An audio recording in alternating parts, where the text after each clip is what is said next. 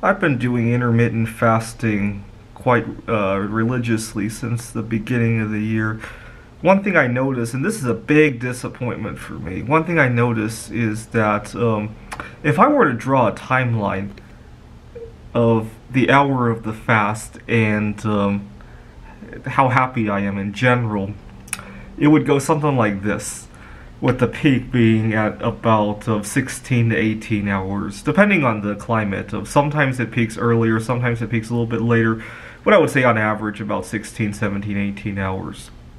And the unfortunate thing is that I cannot seem to find a way to make that peak last longer. I've tried at the end of the fast how to break it, or how to do other things, maybe arrange my sleep in other ways, maybe fast while doing other things that I like, or all sorts of other things. I have not found a solution on how to extend that peak wellness, if you will, from fasting.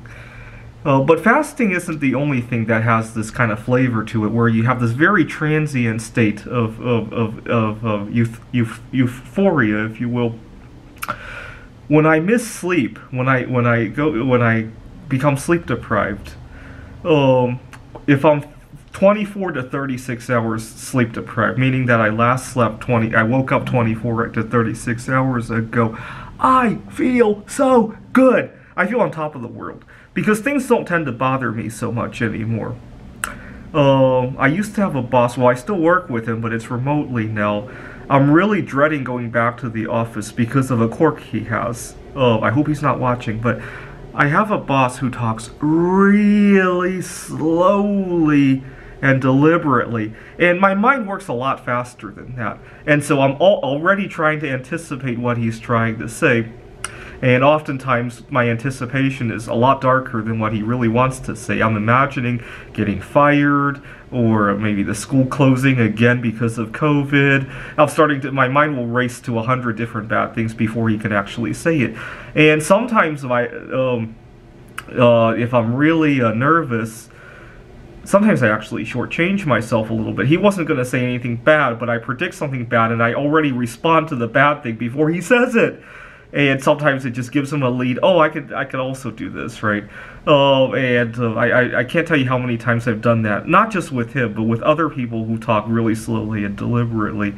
I love doing business on Craigslist. Sometimes I'll be selling coins, sometimes buying coins. Sometimes I'll be buying. I was shopping for a car on Craigslist. I ended up buying from a dealer. But when people talk really slowly and deliberately, sometimes I say something out of turn and it doesn't turn out for me. This is why I really, really, really love COVID-19, and I gotta thank whoever ate that bat soup halfway around the world. Thank you. Well, he is a family member of mine, right? We're all one big family here on Earth, and he's really helped me with my situation. So, well, unfortunately, I don't like how he killed. I wouldn't say 800,000 people, but some. Some of those people had pre-existing conditions and probably would have died no matter how this year played out. But all right, that was an aside. But when I'm sleep deprived and I go to my boss's office and he talks really slowly and deliberately, I'm pretty slow and deliberate too. And it turns out very well. The problem is I have never been able to extend that state any longer than the few hours that I get at the end of being sleep deprived. Once I go to sleep, the entire clock resets. It's a very transient state to be in, to be 36 hours sleep deprived. I mean, if you have an important meeting or you're going on your first date, yeah, you could do it at that point. It'd be kind of pointless to do it on a date, though, because you can't maintain that state, right? Once you get into a relationship with this person, or you marry this person, you're not going to stay in that state for the rest of your life, right? It'd be kind of pointless. For going to a job interview, yeah, it might be worth it. So your mileage will probably vary. Or, better yet, for doing something you're really stressed out about, right? If you have a fear of flying, then yeah, stay up 36 hours before you fly. But, if you do it on a date, just realize that eventually you're going to have to show your true self. It's a very transient state to be 36 hours sleep deprived. It's very transient to be in a 16-hour fast. The other place this comes up is I always seem to love the freedom I get right after I break up in a relationship. I don't know why. The few months coming off of a breakup is always a happy time in my life. Sometimes I get into a relationship just to get out of it. I bet when COVID-19 is all said and done, we go out again. Those first couple of months will be very exciting for me. First couple of months of COVID were pretty exciting for me too, and then eventually it wore off, right? So you get the idea. Any state that requires transition in order to feel that state, it's gonna itself be very transitionary, right? You're not gonna feel it permanently.